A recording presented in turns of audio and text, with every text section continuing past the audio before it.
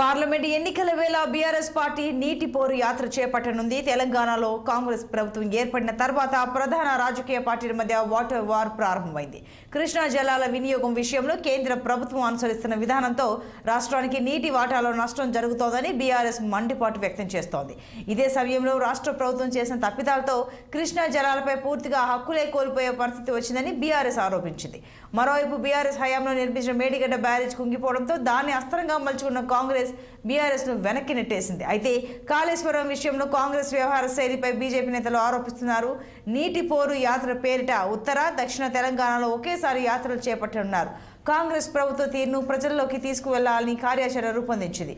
ఓవైపు పాదయాత్రలు చేస్తూనే మరోవైపు బస్సు యాత్రల ద్వారా కృష్ణా గోదావరి పరివాహక ప్రాంతాల్లో ఈ యాత్రలు చేపట్టనున్నారు.